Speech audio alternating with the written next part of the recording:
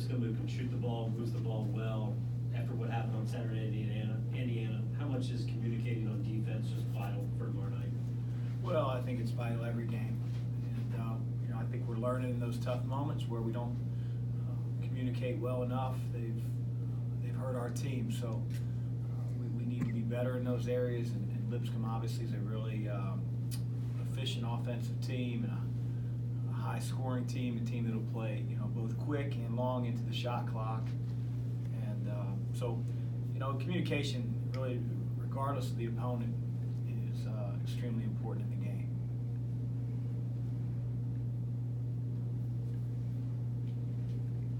Ryan said that since then you guys have made an emphasis in practice to make sure that they're getting the ball in the paint. Threes are good, but you got to make sure that it's getting in the paint first. Just how much have you guys been working on that? Well, we've only practiced one day, but it's something that we've talked about a lot throughout the preseason.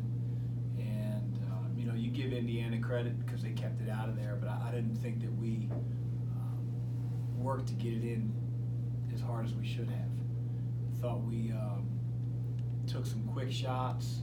I think an efficient offense gets the ball in the paint and then makes the right decision from there. So if you converge on penetration, then a lot of times the answer is to see out, and those are the type of three-point shots that you'd like to have a lot more of than we had. We didn't have. There were a few possessions where we never cracked the three-point line, yet we're shooting with 12, 10 on the shot clock. So it's not like we were impatient, but we never tested or tried to crack the ball over the three-point line into the lane line. And I just don't think you can be successful offensively if that's how you play. And it bit us, and hopefully we learn from it. With that, is it driving with dribble penetration from the wings and guards? Is it post-ups? Is it all of that stuff? It's everything. It's everything. The few times that we tried to drive the ball, it was, you try to drive it. He got stopped, and then he'd throw it to his buddy, and he'd try to drive it. And it's just that's like 1-on-3. That's 1-on-1 basketball, and that doesn't win you a lot of games. And again, our guys weren't doing it in any way, shape, or form out of selfishness. They were doing it more out of inexperience. And you go on the road, things aren't going to always go smoothly. But I should have corrected it, and we should have rectified it during the course of the game. And the only thing we can do now is learn from it. So we have to be able to be a team that posts it, that drives it, that set plays it there, and offensive rebounds it there. When Ryan was in here, he was saying that all the close games that you guys have had, he thinks that having that adversity this early will help going into conference plays. Is that how you see it as well? I don't know how I see it. I hate losing, and we have to get better because of the experiences that we have, both when we win and when we lose.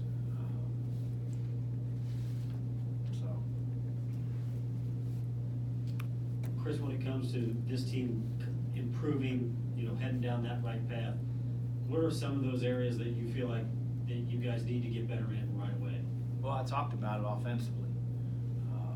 Defensively, you brought it up, the miscommunication at times, the defensive recognition and awareness of what a team's running, and being able to, you get beat once on something, great job on the other side of the ball, on the other bench, but there was an action that hurt us 3 or 4 times, I don't want to say in a row, but down the stretch in the second half. And when we fixed A, B hurt us. When we fixed A and B, C hurt us. And we got to be better than that. And part of it is the communication that you talked about. Hopefully we can be better with time and score situations than we were on Saturday. But there's a whole lot to improve. What do you see with Lipscomb, and what kind of challenge do they present? Yeah, well, they're a confident group. They're a group that's been together for a while. They pass the ball exceptionally well. Every pass that's made is made with some zip on it. So they're always in constant pursuit of getting a great shot. I think they have a the right type of balance of going inside and out. Their big kid, Mayberry, is an extraordinary passer. You don't see that often. He has a real gift to find teammates. And then when you leave him alone, he'll score the ball. And so, Matthews is a high-level wing. He scores at all 3 levels. They're very, very well coached. They run a lot of stuff. And then defensively, they're very, very connected on the defensive end. You drive, they're going to converge. A little bit like Bellarmine at the beginning of the year. It's like when you drive, they're going to have 2 or 3 guys, taking numbers, ready to take charges.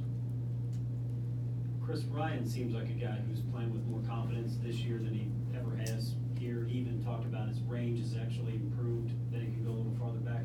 How much, when he is on the floor, that helps you guys with the ability to spread out the defense? Helps a lot. Ryan is an elite level shooter, and I've been around guys that can shoot the ball, but he also can set you up with the shot fake. He got Kristen a couple wide open threes because not only was his defender running at him, but other defenders start to run at him. The challenge for Ryan is when he gets in the lane, he has to quit playing off of 1 foot and jump in the air trying to find somebody, and he's got to take that same type of moxie on when it comes to his passing. And I think he's getting tougher on the defensive end. He used to be a sieve, guys go right around him. Now he's taking a lot more pride in that. But I need him to take a lot more pride in landing on 2 feet in the lane, being stronger with the ball, and not always getting cutesy with his passes, and just completing them. Do you want Kristen to be more aggressive every single game in terms of driving to the basket, or is it kind of like a game-by-game situation where sometimes you need him to just kind of focus on stepping back and slowing everyone else down? I don't know how to answer that. As a point guard, I think he just got to do what the game tells him to do. If there's 2 guys on him, he's got to pass the ball. I think if there's a lane that's open, he needs to get in it, and he needs to be in control, which he has, virtually the entire year. When he's disrespected, he's got to be able to shoot the ball, and then like a quarterback, he's got to be able to organize his team and get him in the right spots, and run his team. And he's got to be defensively the head of our team. I think he's doing a great job. Darius' shot is just not falling right now, it seems like. Is he taking good shots and he's just missing? What have you seen on film from Sometimes. My concern with Darius, and I've said this, isn't his play, it's his response to his play. That's it. You go for 9, you go for 15, nobody cares. But you can't slump your shoulders, you can't feel bad for yourself, like nobody has time for that. Our team is the most important thing, and he's a young guy with a lot of talent, and he's learning that. I wish he'd learn a little faster. But if they could do and he could do what you're asking him to do, he wouldn't need a coach.